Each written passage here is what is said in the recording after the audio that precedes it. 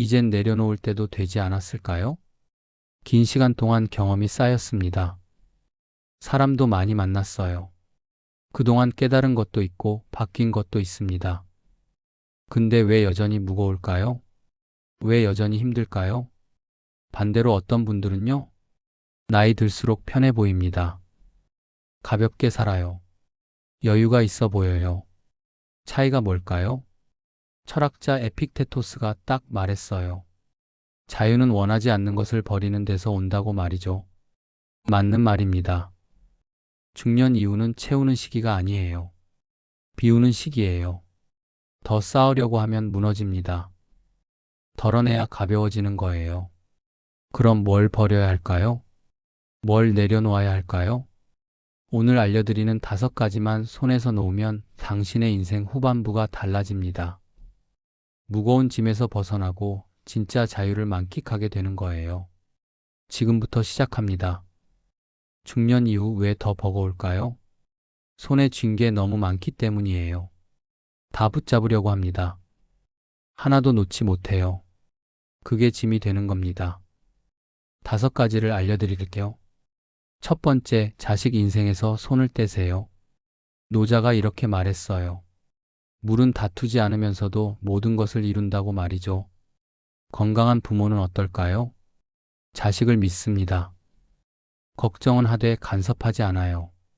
스스로 해결하게 둡니다. 응원하되 대신해주지 않는 거예요. 관계가 편안합니다. 문제가 있는 부모는 완전히 다릅니다. 자식 인생을 대신 살려고 해요. 취업 걱정합니다. 결혼 걱정해요.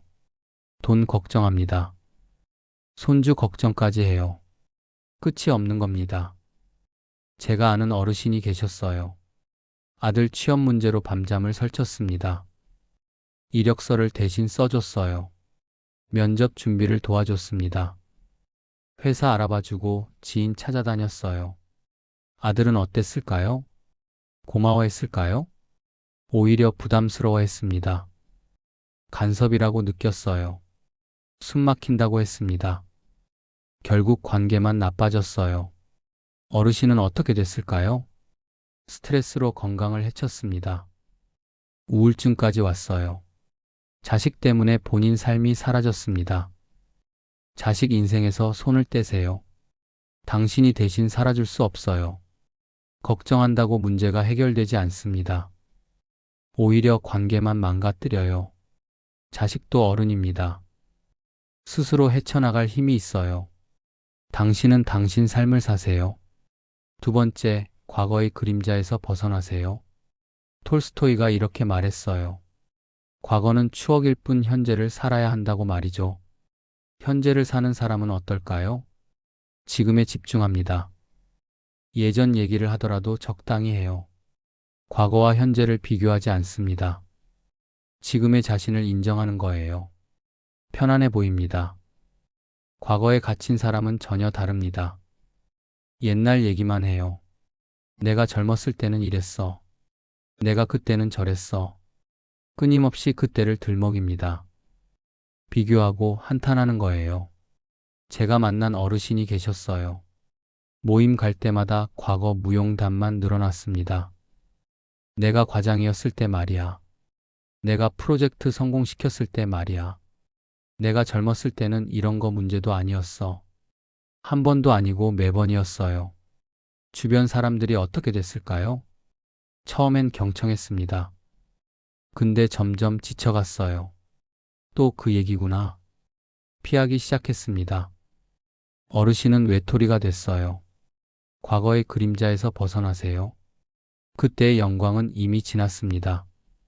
지금은 다른 시대예요. 비교하면 초라해지기만 합니다. 현재의 당신도 충분히 가치 있어요. 과거를 박물관에 두세요. 세 번째, 남의 시선이라는 감옥에서 나오세요. 세네카가 이렇게 말했어요. 남의 시선을 의식하는 것은 스스로를 가두는 것이라고 말이죠. 자유로운 사람은 어떨까요? 타인의 평가에 흔들리지 않습니다. 내 방식대로 살아요. 검소해도 괜찮고 소박해도 괜찮습니다. 본인이 편하면 그만인 거예요. 여유가 있어 보입니다. 체면에 갇힌 사람은 완전히 다릅니다. 남들 눈치를 봅니다. 못 사는 것처럼 보이면 안 돼요. 초라해 보이면 창피합니다. 그래서 무리하는 거예요. 없는 돈 쓰면서까지 폼 잡습니다. 제가 아는 분이 계셨어요. 명절만 되면 악몽이었습니다. 친척들 만나는 게 두려웠어요. 뭘 입고 갈지 며칠을 고민했습니다. 손에 뭘 들고 가야 초라하지 않을까 걱정했어요. 결국 카드를 긁었습니다. 비싼 옷 샀어요. 명품 선물 준비했습니다. 명절 끝나고 어떻게 됐을까요? 카드 대금에 짓눌렸습니다. 몇 달을 허덕였어요. 체면 때문에 빚까지 진 겁니다. 남의 시선이라는 감옥에서 나오세요. 타인이 당신을 어떻게 보든 상관없어요. 당신이 어떻게 사는지는 중요하지 않습니다. 당신이 편한지가 중요한 거예요. 초라해 보여도 상관없습니다. 체면 버리면 삶이 가벼워져요. 네 번째, 건강 강박에서 해방되세요. 붓다가 이렇게 말했어요. 집착이 고통의 근원이라고 말이죠. 균형 잡힌 사람은 어떨까요? 건강을 챙깁니다. 하지만 과하지 않아요. 적당히 운동하고 적당히 먹습니다. 신경 쓰되 집착하지 않는 거예요. 여유롭게 삽니다. 건강 강박에 빠진 사람은 전혀 다릅니다. 하루 종일 건강 생각만 해요. 검진 매달 받습니다. 영양제 수십 개 먹어요. 운동 과도하게 합니다. 먹는 것 하나하나 따지고 스트레스만 쌓이는 겁니다. 제가 본 어르신이 계셨어요. 아침에 눈 뜨면 혈압부터 쟀습니다. 영양제 20개를 시간 맞춰 먹었어요. 뉴스 보면서 건강 정보만 찾았습니다. 친구 만나도 병원 얘기, 약 얘기만 했어요. 운동 2시간 하루도 빠짐없이 했습니다. 어떻게 됐을까요? 건강해졌을까요? 오히려 악화됐습니다. 불안 장애가 왔어요. 작은 증상에도 큰 병인 줄 알았습니다. 삶이 건강 걱정으로만 채워졌어요. 건강 강박에서 해방되세요. 적당히가 정답이에요. 너무 신경 쓰면 독이 됩니다. 편하게 관리하세요. 건강도 중요하지만 즐기는 것도 중요해요. 5번째, 인맥이라는 짐을 내려놓으세요. 노자가 또 이렇게 말했어요. 비우면 채워지고 버리면 얻는다고 말이죠. 선택과 집중을 하는 사람은 어떨까요? 관계를 정리합니다. 소중한 사람에게 집중해요. 억지로 유지하지 않습니다. 피곤한 관계는 과감히 끊는 거예요. 오히려 여유가 생깁니다. 모든 관계를 붙잡는 사람은 완전히 다릅니다. 안 만나고 싶은데 만나요. 불편한데 참습니다. 의미 없는 모임인데 갑니다. 에너지만 소진되는 겁니다. 제가 아는 분이 계셨어요. 동창회를 매달 갔습니다. 사실 가기 싫었어요. 만나면 비교만 당했습니다. 너는 뭐 하니? 월급 얼마야? 자식은 어디 취직했어? 기분 나빴습니다. 근데 안 가면 인연 끊어질 것 같았어요. 소외될까봐 두려웠습니다. 그래서 억지로 갔습니다. 어떻게 됐을까요? 갈 때마다 지쳤습니다. 집에 와서 우울했어요. 결국 몸까지 망가졌습니다. 인맥이라는 짐을 내려놓으세요. 모든 관계를 지킬 필요 없어요. 안 만나고 싶으면 안 만나도 됩니다. 피곤한 사람과는 거리를 둬도 돼요. 정리하면 오히려 편해집니다. 진짜 소중한 사람들과 더 깊은 시간을 보낼 수 있어요. 정리할게요.